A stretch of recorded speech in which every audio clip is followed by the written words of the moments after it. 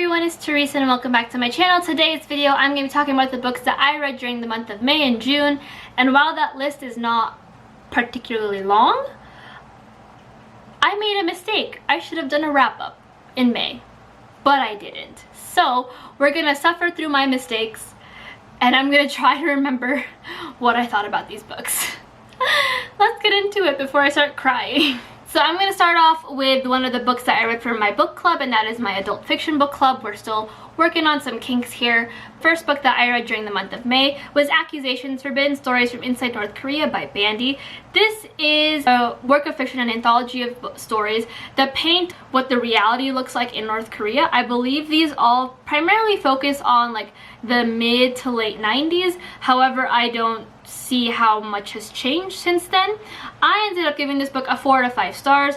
I thought it was really interesting to learn about North Korea. I like the different aspects that we got to see, from like them not being able to have their windows open to very restrictive travel limitations. And it's just like, I realized that I don't know a lot about North Korea for living in a country that brings up North Korea quite a bit. My biggest issue with this collection of short stories is that sometimes the morals were a little heavy-handed, which I guess, considering that the author is from North Korea and, you know, their mindset's a little different in terms of like how they view their own world, I can see why the morals might be a little heavy. But as coming from the outside, it was a little too heavy for me. But that's an instance where like you have like a difference of opinion, because like my privilege separates my ability to look at the situation as a whole. Another thing that I had an issue with was that sometimes I found the stories to be really hard to trudge along to, just because like I said, I don't know much about North Korea. It's something that I need to educate myself a lot more on. So sometimes when they would talk about things, I would just have to like try and see if they would explain the situation that's happening, or if there's like an easy resource for me to find on Google, which wasn't too terrible, but like considering how like dense all the stories were, it was a bit of like a trudge to get into, you know? But overall, I really enjoyed it, and I would recommend it to anyone who wants to kind of like get a glimpse at what life in Korea is like. Probably not how it is now, but at least a baseline understanding of like what everyone talks about when they're like, oh yeah, North Korea is bad. Because like no one really explained that to me. Everyone just kind of was like, North Korea is bad, and I was like, okay, I understand, but again, no examples. So the next book that I read during the month of May was part of a read-along. If you guys don't know, I participated in my friend Connor's read-along for the Hunger Games, where we read a book leading up to the release of the Ballad of Song, Words and Snakes, and that book is Mockingjay by Suzanne Collins. This is the final and third installment in the original Hunger Games like trilogy. This is where everything comes to a close and we see Katniss kind of take over as this political figurehead for the revolution, even though right now all she wants to do is find Peeta. Before I write this book, trigger warnings: so there is death, thoughts of suicide, PTSD. If that's something that triggers you, let's see what else. Murder, hints at prostitution, bombing, war, depression, anxiety. We've all basically seen Mockingjays part 1 and 2, so it's not like we are unaware of what's going to be in this book. But just in case you are some of the few people that have not seen the movies nor read the books, these are the trigger warnings in this book particularly. I ended up giving this a 4 out of 5 stars. I thought that in terms of wrapping up the trilogy, it did a fairly good job of. Gave me a bit of twists and turns a little bit, but nothing too much that really stuck out to me. My biggest issue with this book, and I wish I could have given this a 5 out of 5 stars considering it is the concluding book in a well-loved trilogy, is that I feel like there was a lot of telling and not showing, and that primarily comes with the fact that Katniss is sedated for most of this book. She is like sedated, she's knocked out, she's put in the hospital a lot. So a lot of the things that Katniss knows and finds out about the situation and the world around her is what everyone tells her, and therefore she reiterates that to the audience, which I feel like was just very, very, very like not good for the book. I think it slowed it down a little bit, and like sometimes Katniss in certain instances just acted oddly, and though I understand why, you know, she's like dealing with this huge trauma, she's worried about Peeta, she's in this new environment she doesn't really understand or want to be in. But it just felt like there was some lack of like fire in Katniss, and despite her just kind of like pushing along, like kind of accepting the way things were, not really fighting for it.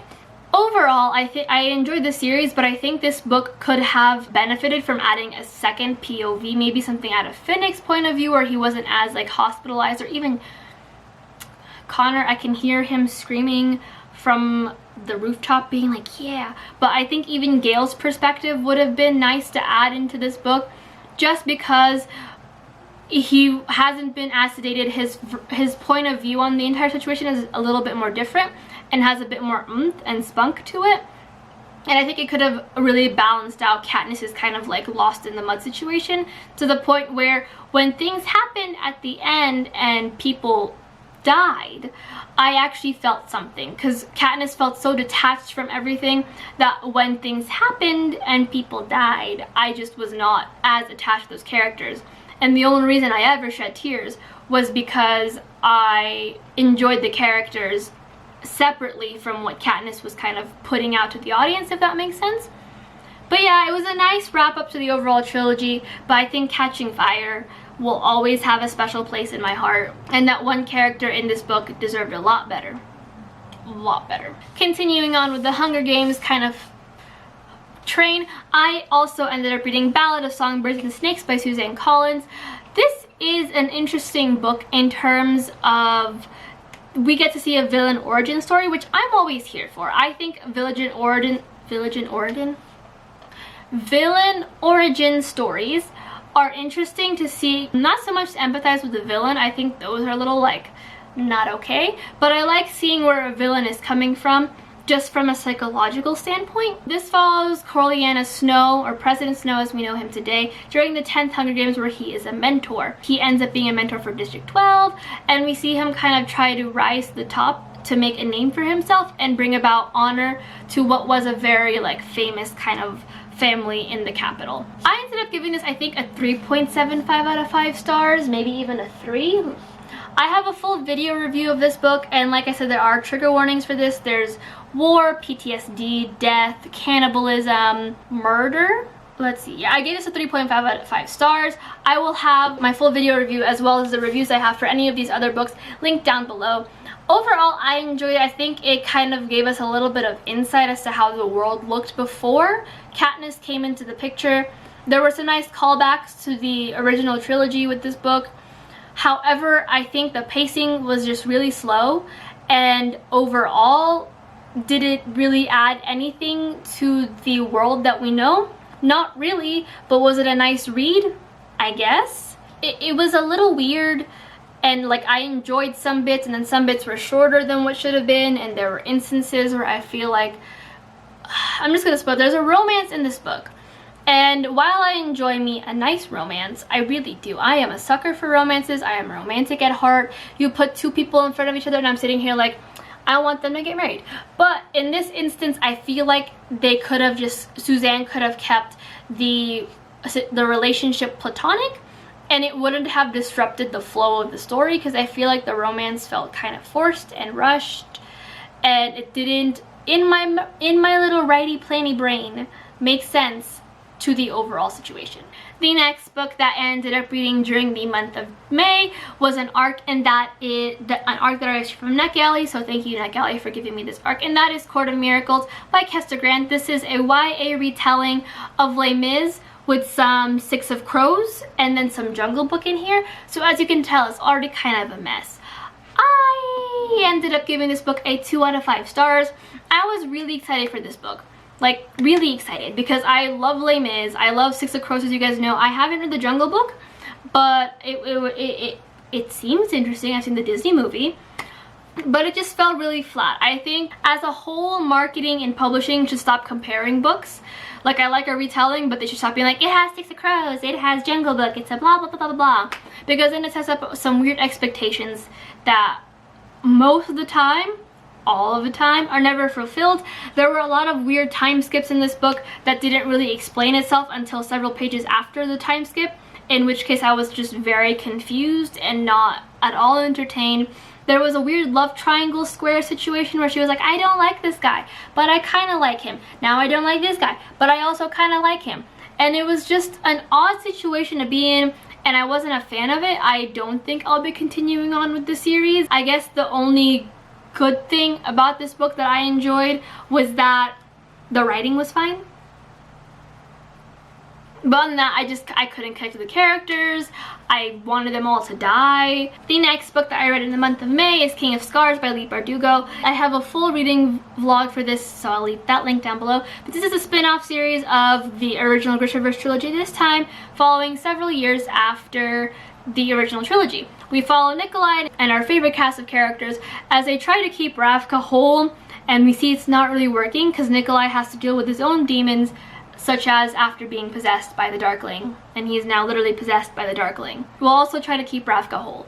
It's not working out very well. I gave this a 4 out of 5 stars. I loved reading about Nikolai. I loved reading about Zoya and seeing her backstory and seeing how the rest of the crew was trying their absolute hardest, bless their souls, to keep the world they know and love whole and trying to make it better from like after the Darkling's kind of like shitty thing that he did to them. My biggest thing with this book, as I have mentioned in my vlog, was that Nina as a character, I love her to tears, but her storyline doesn't wrap up the same way that everyone else's does. I feel like she kind of sticks out like a sore thumb, and while there's a very obvious way for her to wrap back around into the main plot line in the second book, I think that Leigh has a lot of work to do to make sure that when she wraps it back around and connects her back to the main storyline, that she connects in a way that's true to her character and true to her progression. Because as of right now, Nina is a very much an outlier, and I didn't know what to do with her chapters when I was reading them. But other than that, I really enjoyed the progression. I love seeing Zoya flesh out as a character. I love seeing Nikolai try his hardest and fail every single time. The poor little guy. He's just trying his best. Yeah, I can't wait for the sequel to come out. I believe we got a release date, and that is March 31st? Yeah, March 31st, 2021, which is also the same month that Chain of Iron comes out. If y'all don't hear from me for the month of March, it is because Therese has officially died. I have died. She is deceased. She is gone. It's fine. I'm gonna start off the month of June with a DNF, and that is Book of Dragons, and Jonathan Strahan is the editor. We also have Garth Nix as a writer, Scott Lynch, R.F. Kwong, Kate Elliott, Ken Liu, Todd McCraffy, Peter S. Beagle, and other fantasy authors. This is an adult anthology book talking all about dragons, and I DNF'd it at 76%. Now, let me explain why I DNF'd it. I was really excited to get into this book. I saw this book as an anthology on Netgalley, and I was like, I need it. It's about dragons. It's here. We're here. We're here. We're going. And then I read it, and it was just like there wasn't a very cohesive kind of plot or like a theme to it other than dragons. There were some short stories that read like YA to me. There was a lot of poetry in here, which I typically do enjoy, but it's just like it was not what I was expecting. There were stories in here that were like people trying to write about Eastern dragons, so like, you know, Asian dragons, and I don't know if they were Asian. There were some stories in here that I really liked that were written by Asian authors, and we're talking about Asian dragons, but I could not get into these stories at all. Like, there were some that stood out to me, and then some that I was just like, what the fuck is this? There was like even a short story in the beginning where there wasn't even a dragon, but the dragon was a motorcycle. And then there were other instances where like dragons weren't actually dragons, but like the concept of them. And I wasn't a fan, and I don't know if I had somehow misunderstood something while I was reading the book, but I just did not like it, and I could not go on with it because I was feeling I could feel the reading slump in the horizon, and I was not about that life. So DNF to like 76%, I think. Hopefully if you guys pick up this book, you guys enjoy it more than I do, but as it stands right now, not the biggest fan. The next book is another reread of mine. Well, the next two books are actually rereads, and they're also meant for a read-along, which I think has been officially paused for a minute. But that is City of Glass by Cassandra Clare. This is the third installment to the overall Mortal Instruments series, and like the ending to the original like trilogy. This is where Clary ends up somehow in Idris, and shit goes down, and Valentine's trying to like do some stuff with demons and ruin the world as we know it. I gave this book a 4 out of 5 stars. Obvious trigger warnings in this book for like lots of death. Yeah, lots of death. People die in this book. There's still that fucking incest plot line that it's gotta go. Like I said, I give this a 4 out of 5 stars. I think in terms of the original trilogy, And this is one of my favorite books by Cassie. It's my favorite book out of the entire series, like the first set of series, really. I enjoyed it. I think that her writing's definitely grown from the first book, and we see the characters grow as well. For a very early 2011 kind of book, the representation that was in here was also, I think, done fairly okay. You know, we can't have everything, even though I wish we could, but I enjoyed it. My biggest issue with this is that the fucking incest plotline, literally, I don't know what was going on through Cassie's editors' heads, really. Like, I accepted the incest plotline in the first book, dealt with it in the second book, but now in the third book, it's just gone on for too long. Way too long. And I genuinely feel like her editor should have stepped in and have been like, yo, this plotline can be done in the second book, and we're not publishing until you edit it to be done in the second book. Because, like, I had thought of a better way to end the incest plotline, and it did not involve going into like 3/4 of this entire book. And there were so many lines in here where people made side commentary about the incest plotline, and at that point it was like a weird Office situation where they were just staring off into the camera, or a weird Deadpool situation where it was like breaking the fourth wall, because apparently everyone was not okay with the incest plotline and was apparently telling the author to end it here, and the author was like, oh, what? I suddenly can't read. Like, it was not okay the amount of times characters had mentioned the incest plotline. Like, in what world? It's fine. I'm fine. It's fine. We're fine. We're fine. We're fine. The next book that I read during the month of June was Clockwork Angel by Cassandra Clare. This is the first book in the Infernal Devices trilogy, and one of my favorite trilogies in the overall Shadowhunter universe. This follows Tessa Gray as she ends up in Victorian London after being in America to try and find her brother, and ends up being kidnapped. There she is thrown into the world of the Shadowhunters and finds out she's not really that human as much as she'd like. I gave this a 4 out of 5 stars. I ended up crying a lot reading this book, primarily because I just love this series. I think that Cassie does a wonderful job writing historical fiction. I'll shout it from the rooftops. It's really good. I enjoyed it so much, and like, even though she does get a little bit wordy, I feel like when you read a Cassie Clare book, wordiness is all she really knows. I think the Clockwork Angel was like the basis of how she writes now, and we've only seen her grow from there. City of Bones was like the basis, but like this is like the basis of like how she like found like her stride and like her writing style, and we see that grow from there.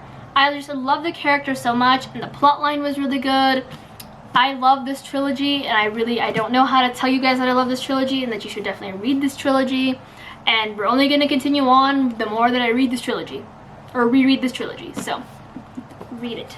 The next book that I read during the month of May was part of my adult buddy read-along, and that is Black Tides of Heaven by J.Y. Yang. This is an adult novella series following the set of twins. This one at the current moment is a Keiha, and we see them, they're very tied together, and like it's queer and it's Asian, and there's like non-binary rep and gay rep.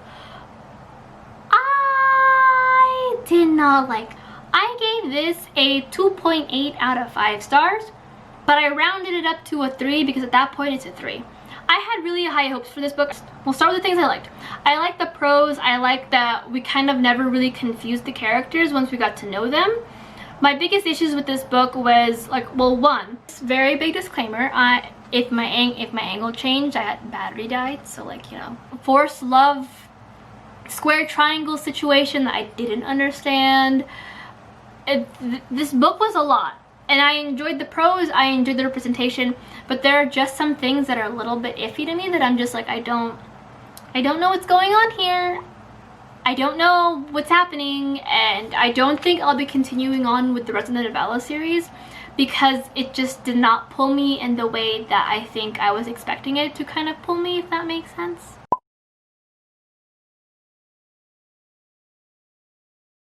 And the last book that I read during the month of June is The Miseducation of Cameron Post by Emily M. Danforth. This is a YA contemporary novel, well, historical fiction contemporary novel following Cameron, who finds out that she likes girls at a young age, and when her parents are in a car crash, she's relieved because now she doesn't have to tell her parents that she was kissing a girl. Fast forward a few years, she is outed by the girl that she has had this huge crush on and is sent to conversion therapy camp. Obviously, lots of trigger warnings. homophobia, conversion therapy camp. There is attempted suicide and mutilation in this book as well. So be very, very, very careful getting into this book.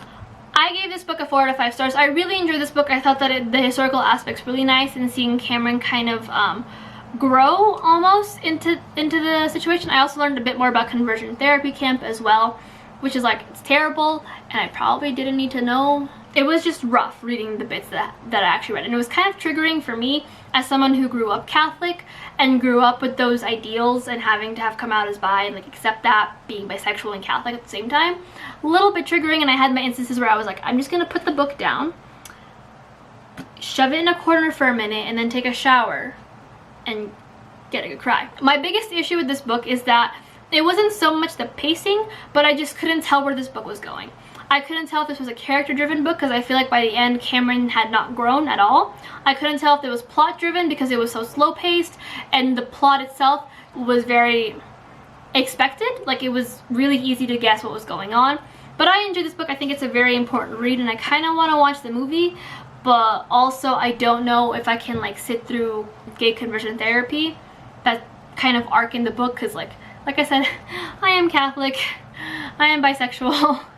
And like, my biggest fear coming out, I had 2 big fears coming out when I fell out of the closet. 1, kicked out. 2, being told to go to a gay conversion therapy camp. So like, this like literally was like my biggest fear realized. So like, I don't know if I can like muster up the movie itself, especially considering what happens in the camp itself. But overall, I enjoyed this book, and if you are in the right mindset to read a book about this very grim topic and reality for some people, highly recommend. But if you're not in the right mindset, please don't pick this up, because I was not. I knew what I was going into, but I still wasn't prepared, and I was just like. But that is it for the books that I read during the month of May and June. This video is going to be pretty long. I can feel it in my kokoro. So lesson learned, we don't not do wrap-ups. We can skip the TBRs, but wrap-ups we kind of have to do consistently, or at least a recent read. So yeah, if you guys have read these books and you enjoyed them, please let me know down below your thoughts, your comments. But yeah, until next time, like I said, hit like, subscribe, comment, and let me know your thoughts on these books down below.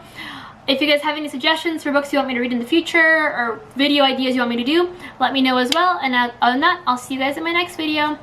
Bye!